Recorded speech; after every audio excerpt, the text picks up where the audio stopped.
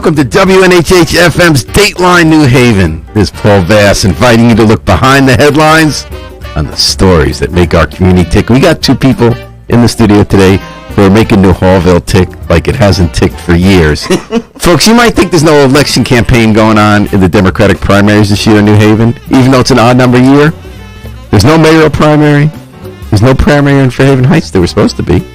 There's no primary in any neighborhood but Newhallville, which is making up for all that energy. We got a wild three-way primary with three people who are so well known in the community going out there in a great spirit to each make their case why they should be the next Alder for Ward 21. With Delphine Clyburn is retiring, and we got new people bringing new energy. Two of those candidates are with us today, Devin Avshalom and Adi Kimbrough. Welcome, Devin, to the WNHA studio. Welcome back, Adi, who was here during her work on the census. So great to see both of you. Thank you. Good morning. And I'm going to ask you to get real close to the mic, so you're almost touching it, but not quite. Shirley Lawrence is the endorsed Democratic candidate, but she chose not to come on today, just so you know. You can read more about Shirley on the Independent website. There'll be a story about this next week. This interview will definitely include Shirley's positions. Devin and Adi, I want to start out, maybe start with you. Adi Kimbrough, why are you running for Alder? Well, Paul, I felt that Newhallville needed more representation, and there's things that need to be done that were overlooked by our previous Alder, such as sidewalks, speed bumps, trees, and the lighting on the streets, because we're not able to see. And, and as I remember when the city has a crew of people who go inspectors into a neighborhood. When they came there with Delphine Clyburn, she was telling them, we got all these trees overgrowing the lights, right, so it's dangerous. People could shoot, they can't see. All these broken sidewalks, old folks trying to get around. So it's kind of, you're running on sort of those sidewalk issues, we call them. Right. But about the trees, Shirley, myself, and Delphine walked with what's her name? The LCI crew. No, with Parks and Recs. Okay. 2 years, I say almost 3 years ago, and Delphine had already picked out trees that she wanted cut, and that was over near Star Street, Hazel Street, and we walked all of Newhallville, and none of the trees were cut. Shelton Avenue, Shepherd Street, Reed Street. Only reason that Reed Street did get some of their trees cut because the police could not see the drug activity. R2 and its descendants. Okay. So trees. So you're gonna, if you get elected Alder, Adi Kimbrough, you're gonna be on the trees. I'm gonna be on everything, because 85% of the people that live in Newhallville now are renters, and their landlords do not live in Newhallville. Is that really true? 85%? Where's that number come from? I looked it up on the internet through the city of New Haven. You know what's amazing about that number, obviously, Devin, because you grew up there too, right? Yes. I mean, what we always knew about Newhallville, because I'm an old guy, right? Newhallville was known as the black home ownership neighborhood. Right. Black people rented in Dixwell and owned homes in Newhallville. Right. What happened? Gentrification. 2012. Letting Mandy. I'm going to be on everything. Gentrification. 2012. Sorry about that. I'm sorry about that. Okay. As I was saying, gentrification happened, and our alders and mayors just started letting different people. Well, gentrification means that people come new to the neighborhood, right, fix it up and raise the values, but also price people out. But that's not happening. So that's anymore. not really gentrification. When I go by Newhallville, I don't know, Devin, do you see gentrification with Mandy and the other ocean management people buying up these properties?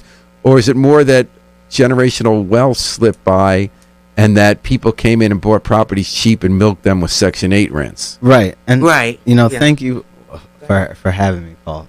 You're welcome, And David. I think that hits the nail on the head. It's not gentrification. And by the way, just so people know, a minute ago we had a little technical gap. Harry Jost, our station manager, was in while Adi was talking. Sorry about that, and we got our ears blown out. Okay.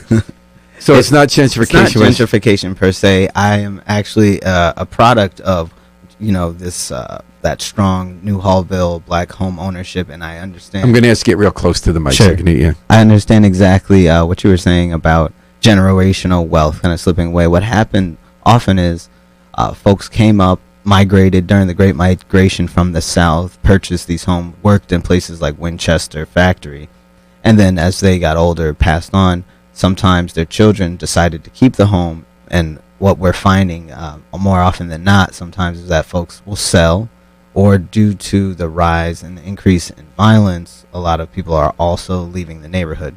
But Now, you mentioned one thing there, and again, I'm sorry, I need to keep repeating this. Adi, you're projecting great on the mic, even when you're not as close. But Devin, you need to get real close. You got this kind of calmer way of talking than I do.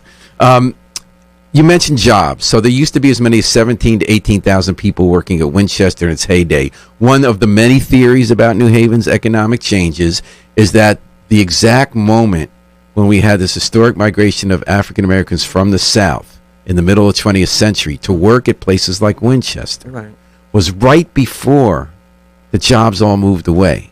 Yeah. So all of those Winchester jobs left. And all those people who bought houses, some of them held on, but you said then you pass it on to your kids. All of a sudden there were no jobs to pay for those houses.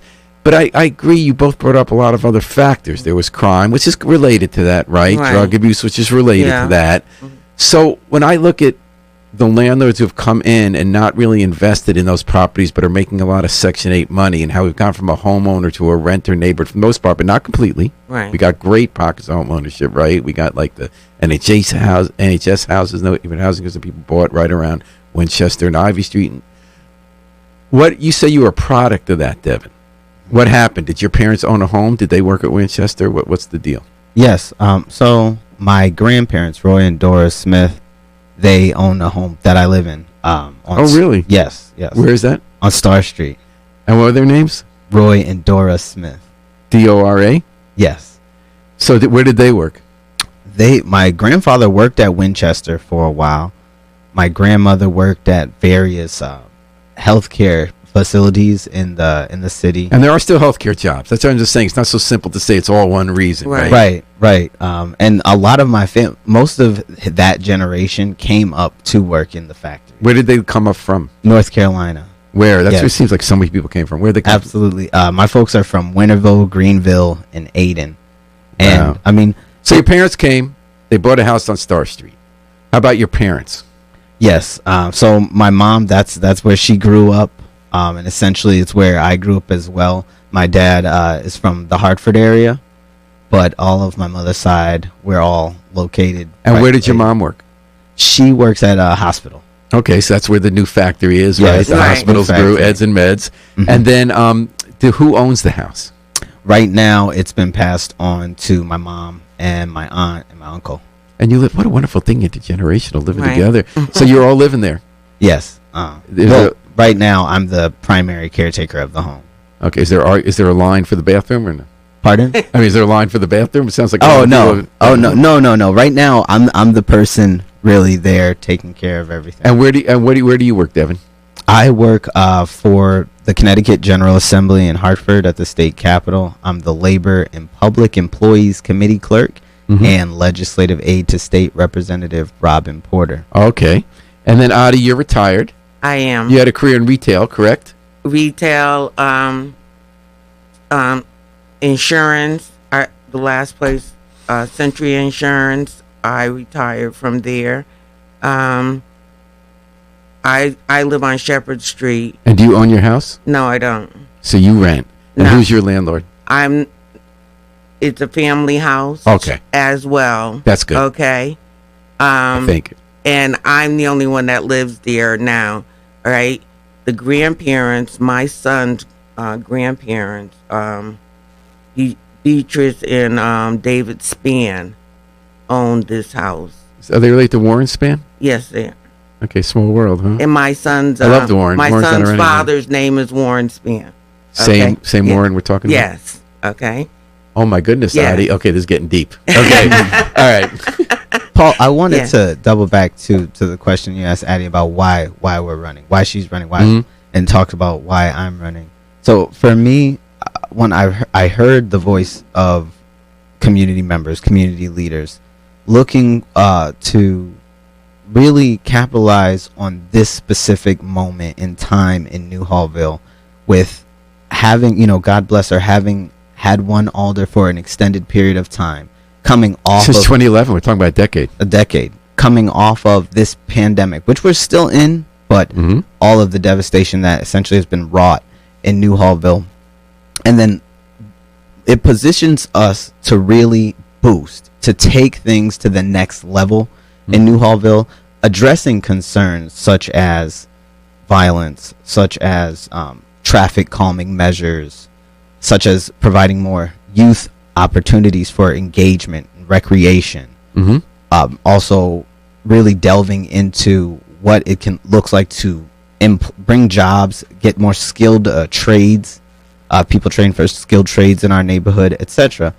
And I think that folks are ready to bring Newhallville politics into 2021, and that's what I offer. Well, what does that mean? I'm going to ask you that. What does it mean to bring Newhallville politics into 2021? That really means the voice of all people, not just some, all of the residents of Newhallville being heard. And in order to do that, one has to take a very systematic approach and an intentional approach of making sure that the dissemination of information is going out on multiple platforms, be it in person, even electronically, so that one thing that within my campaign I'm making sure to do with my community first agenda is maintaining complete contact, constant contact with my neighbors, so that I know exactly what it is that's on their mind, and that They do that through an email listserv, through a website? we do it through face-to-face, through email, through Facebook, phone number, text, calling. And I know you were Well- bringing some text chops to the management Right. team. Absolutely. And And you, Adi? you have your communications, which is not kept up to date,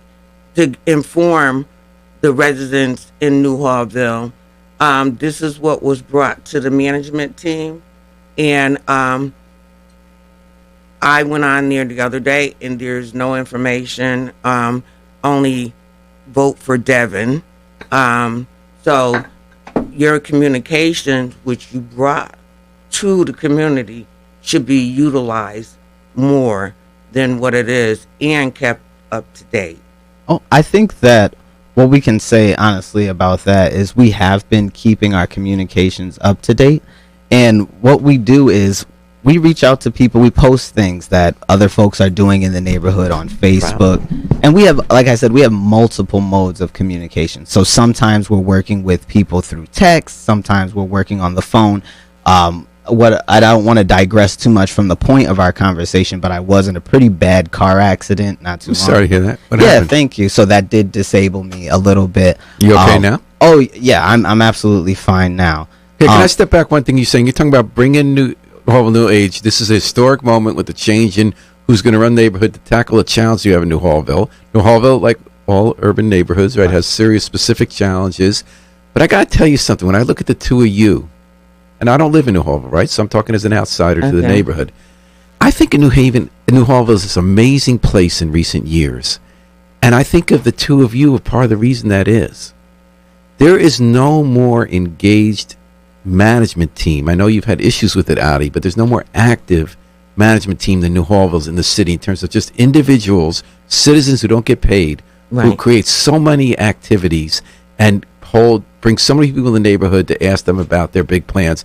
When I look at the learning corridor, like Adi has done a community garden, there is no greener neighborhood than Newhallville. People like Adi who have formed community gardens and people growing their food, and that's been happening over taking the problem of abandoned property and making it to an opportunity. Or Devin has done like computerizing the management team and all Right. that. I mean, that's a real thing happening. And I just think Newhallville's a great neighbor, and I agree you have all those challenges. So I feel like I'm hearing from you folks is that Newhallville has the grassroots potential. It has the to potential tackle to whether it's come the up. trees that are blocking the lights, Right. or whether the housing that's in the wrong hands, right? Because for every 10 houses bought by the landlords, the city builds one that a homeowner can Right, get, can right? We get. like that, right? Right. Yeah. Or they- And both of us, well, all three of us, I'm not going to leave Shirley out. We're trying to get the communication out, but a lot of the community does not know about the management team, does not know about what they're capable of. So it's not getting out to everyone in the community. Okay, so I'm hearing you guys that communication is a big goal. Right. We Yeah, it's started big goal. talking about the housing.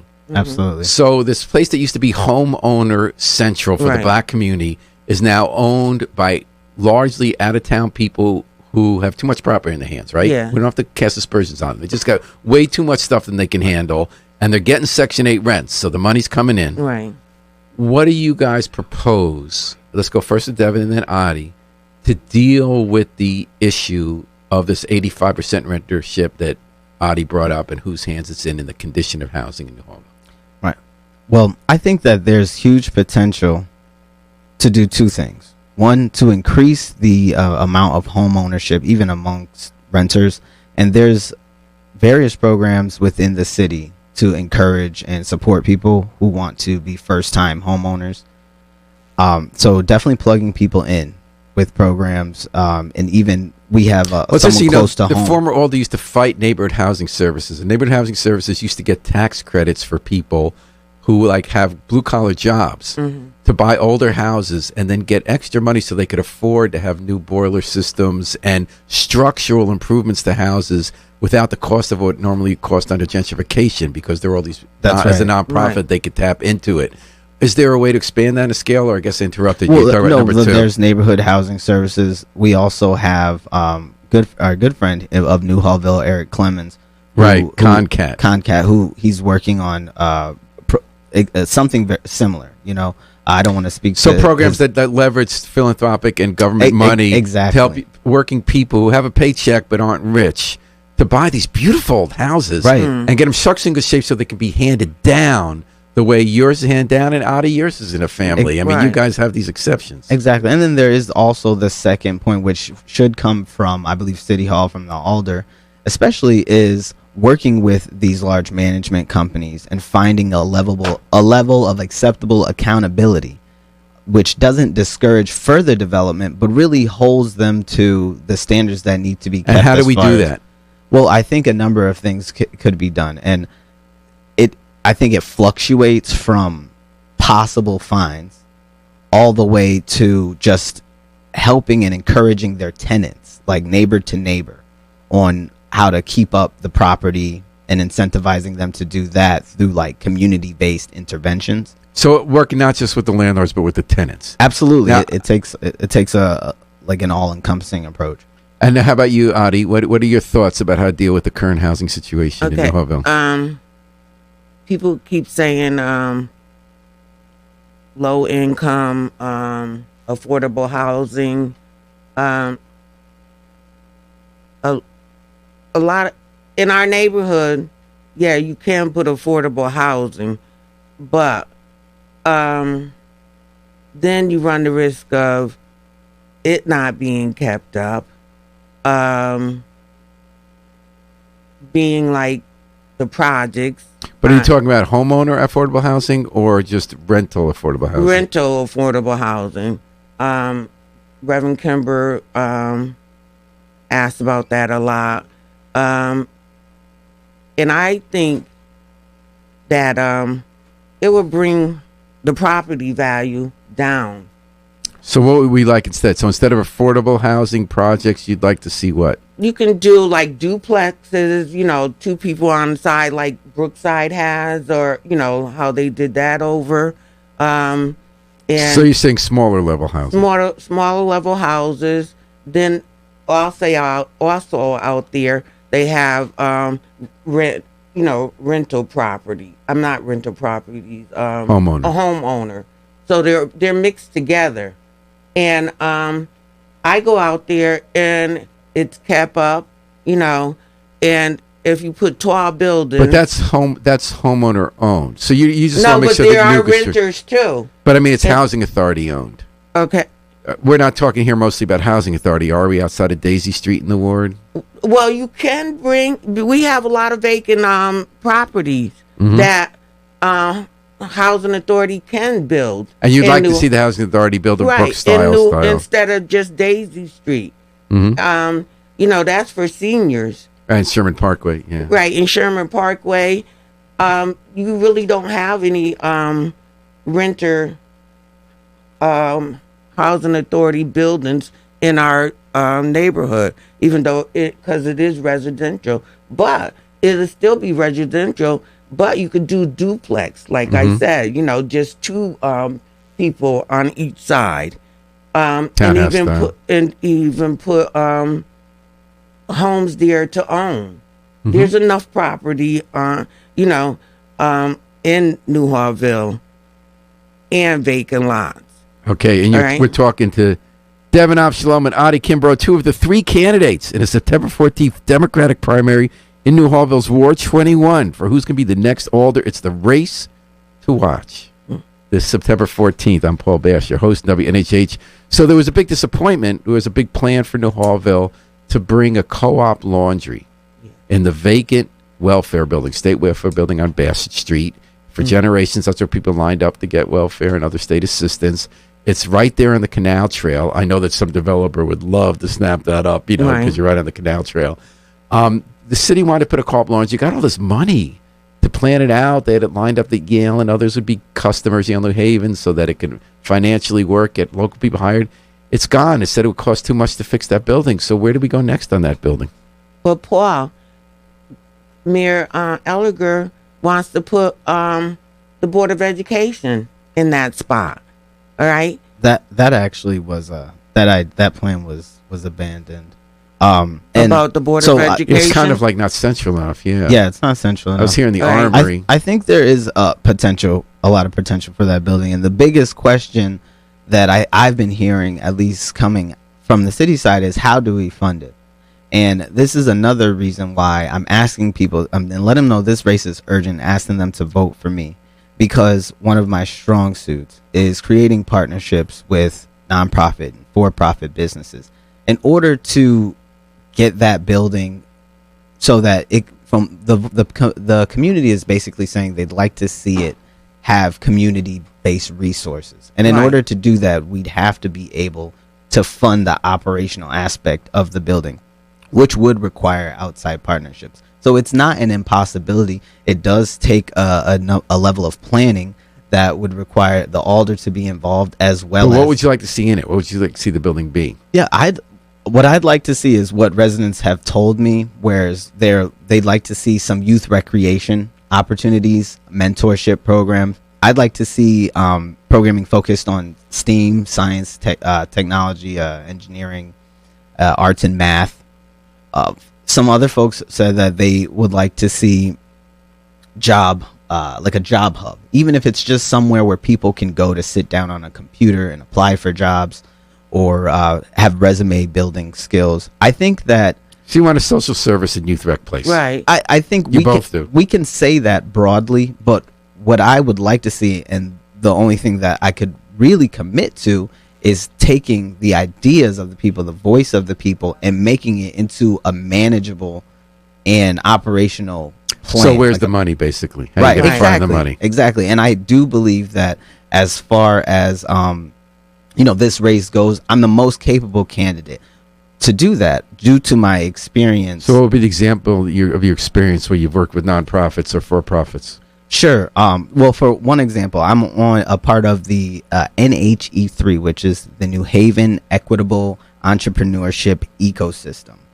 And so this is through the Community Foundation.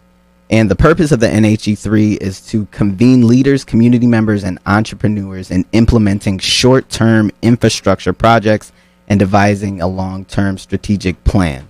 So we're looking to actually build infrastructure when it comes to folks who either have businesses or are looking to start businesses. And then if we're looking at my current work and some of my past work in the neighborhood, I've partnered with some private companies in order to just bring needed resources in, get items donated, such as I'll use an example, a community garden nearby, getting them a new tiller and other tools they might need, getting bicycles donated to Music Note Kids Club.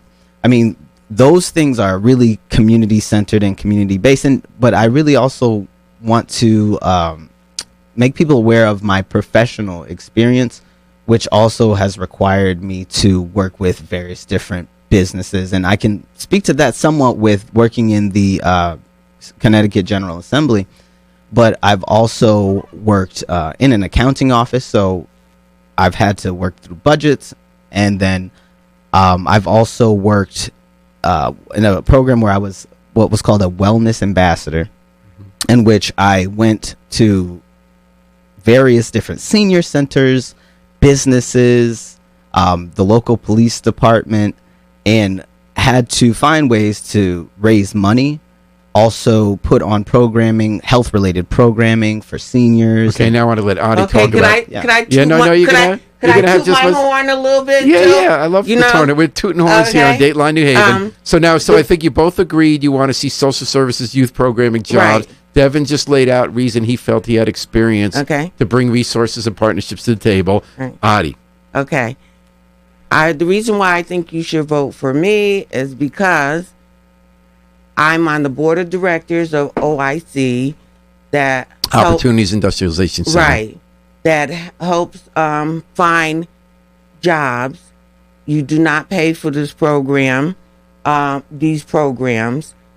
OIC has been around 50 years, over 50 years. They're located at 333 Valley Street. I'm on the board of reviews for community action. I'm on the Food Policy Council, and that helps to bring food into New Haven. And we haven't had a meeting in a while. There's a little structure different there now. And I've owned my own business. What business you own? It was healthcare, working with senior citizens. I volunteered for the census 2 years ago when we started. Newhallville was 1%. That means that people were not filling out their applications and sending them back. When we finished the census, they were up 10%. You were on this radio station when you were working on the census. You were putting a lot of hours in on how people get signed up. And I had tables out in front of Faisal's. I walked door to door for this. So I am able to work with nonprofits, bring money into Newhallville if you vote for me. Okay. The last time I went to school, Gateway, and it was 10 years ago, and I had to stop because I have chronic pain on my right side. I had to learn how to walk again. The last time I came here, I had a walker. I walk around Newhallville. Yes, I drive my car. I park it at a certain place, but I walk door to door. And I'm very excited about helping Newhallville come up, and I can do spreadsheets. I don't have to go to someone else to show me how to do a spreadsheet. I know how to do financing because I went to school for business administration. Okay. So, and that's why we're going to move on to the next. I'm tooting my horn now. And that's good. That's you running for Alder. We want you to toot your horn. Devin Avshalom, Adi Kimbrough tooting their horns because they're running for Democratic Alder, Newhallville. The kind of people we want to have. Sherry Lawrence running to make us a better city. Devin, before we move on, did you want to add something? Well, Absolutely. What I'm hearing from residents is that they're ready for change. They're ready to move forward and bring things to the next level. Some of the responsibilities of an Alder person is to remedy concerns of constituents, create laws in the city of New Haven, and work on the budget. I think that we deserve someone in the seat who's deeply rooted, myself in particular, deeply rooted in the community, but also understands policy and understands that language. And we are going to transition to that. Adi, how many years you lived in Newhallville? I've only lived in Newhallville 7 years, but I have lived on on Shepherd Street 7 years. I've lived on Hazel Street and West Ivory Street. So that was all in those 7 years, or beyond the 7? No. So you've lived a lot longer than 7 years in Newhallville. Yes. Because those are both in Newhallville. All right. Yeah, but where I am now on Shepherd Street, I've lived here 7 years. No, I said how long you lived in Newhallville? Newhallville, maybe 12 years. And where'd you live before that? In the Hill. I grew up in the Hill. Okay, so you're a New Haven person. I've been here since I was 3 years old. Okay. Okay, and I don't... I think they count you as a New Havener if you're since 3 years old. Yeah. I'm still working. I say I'm a 18. Yankee, so... And Devin, you've been your whole life in New My Haven? whole life, yes. All right. Yeah. So Devin talked about citywide issues, which I want to get to some of those here on Dateline New Haven, WNHH, New Haven's home for community radio at 103.5 FM, live streamed at newhavenindependent.org. We're getting $100 million, not even counting education money, from Federal American Rescue Plan. Right. We're saying, how are we going to spend money so it's not just a one-time thing? Well, it's important to give somebody something to do for a day or fix a problem for a day. How do we get longer-term fixes? I have a bias that I'm going to bring up and ask you about, but you're the candidate, so I want to hear you first. Quickly, each of you, how would you like to see that $100 million spent? Adi? So we were just talking about it, the building on Bassett Street. We can use some of this money for the recreation instead of our children having to leave and go to Dixwell Avenue to the Q House. So Q House you feel is too far for the neighborhood? It's too far. This building is sitting right there. We could use some of that money to fix that building up so that we can have recreation. What about ongoing paying for it? Because Devin was talking about you were paying. How are you going to pay for it once it's built? Yeah. Okay. That's how. You said you go out and find people to partner. Anything else on American and Rescue? Leave Yale out of that equation. And then anything else American Rescue Plan money? For long-term change. Long-term change. Okay, let Devin talk a little. We'll come back to you. Devin, any thoughts? Yes, indeed. Well, first, I want to speak to the facts on that. About 45% of households earn less than $25,000 due to it, as according to a Data Haven study done in 2019. So, 45% of households in Newhallville? In Newhallville earn less than $25,000, and then 79% earn less than $50,000. 79%? 79%. Wow, that's a big number. It's a big number. And so I think when we're talking about these federal dollars, we're really needing to look at this all-encompassing view of job creation, housing, healthcare. I think those are some of the highest ranked items for me. And how would you spend that money on those items? Absolutely. So I think the state building is one option, but it is just one. I think that we'd also need to create somewhat of a pipeline, bringing in opportunities for people to engage in training for skilled trades, and then also using money as well to help folks get into career paths that involve post-secondary education at our gateways, our Southerns, our Yales, essentially. Okay, what I'm wondering about is fiber optic internet. So there have been poor communities that used to have factories, like Newhallville, places like Wilson, North Carolina, where they get a public authority to put on this ultra-fast internet that's cheaper.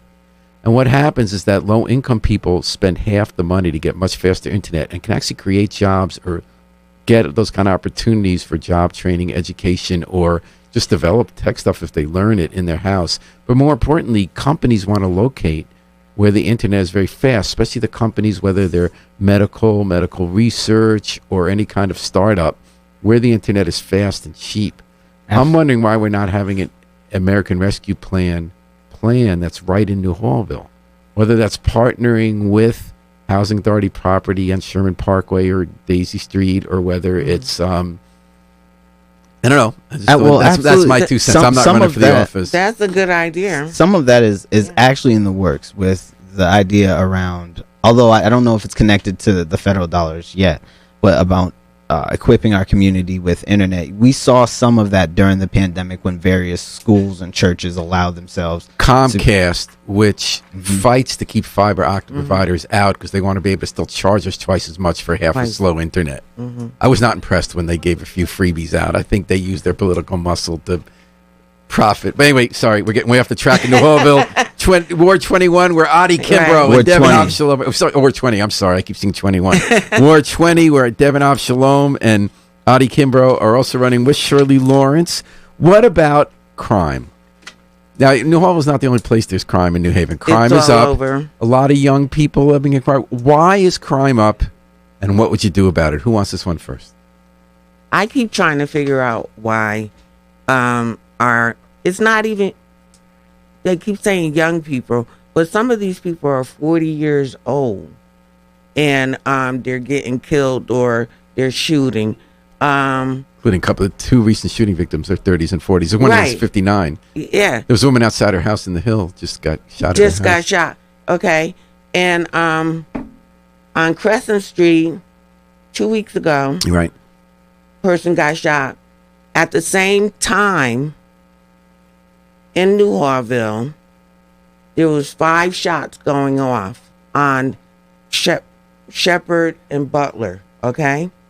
The shot catcher, or whatever. Spotter, did not catch this. Really? Okay?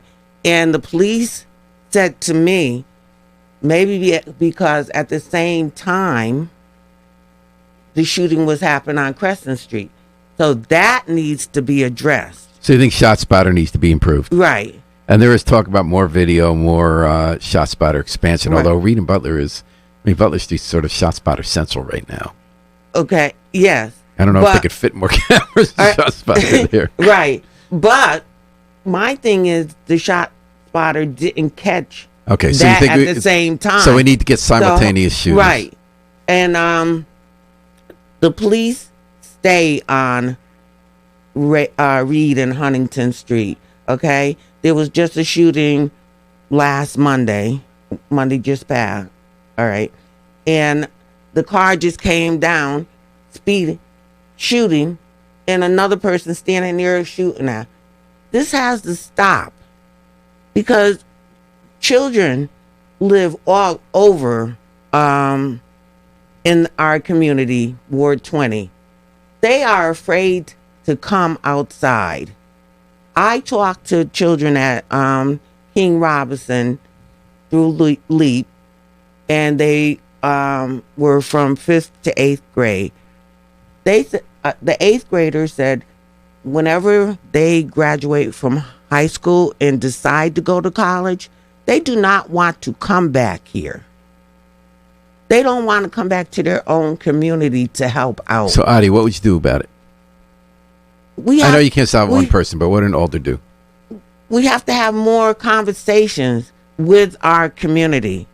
Not just come out when someone gets shot or on the news or, standing in front of a press conference. You have to keep talking all the time. Just like Black Lives Matter came out. Where were they this year? I know they're still around, and I was happy to see that young people had a voice, okay?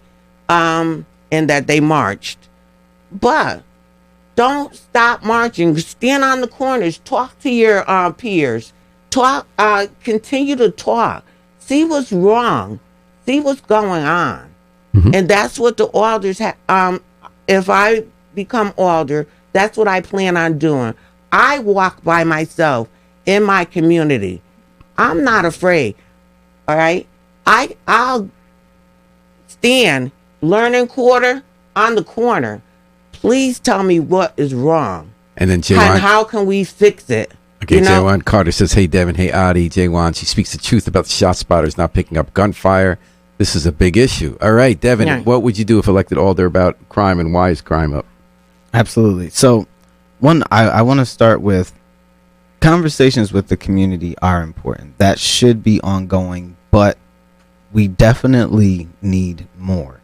And we need more in the way of reentry supports for our brothers and sisters coming back home from being incarcerated. And there are a number of organizations within the city, within the state, that offer various supports to our brothers and sisters. And a lot of times folks don't know about it and don't know how to get linked in. So is this an info thing already? Because we got Project More when you come out, like get them to Project More and that kind of stuff. Things, yes, like that. But there are, there's like urban, I think it's resources initiative, Emerge, all that. Emerge, yes, exactly. But coming from, I think the neighborhood and just as Alder, there has to be the concerted effort to put this information in one place, connect with constituents, and get them to these services. Not just saying, "Oh, it's out there, you should access it." Also, we need more community policing. I'm learned from my grandparents and my mother that there was a time when officers would walk down the street and they knew your name, they knew your family's name. Do we have that now? Oh no, we don't. To a certain extent.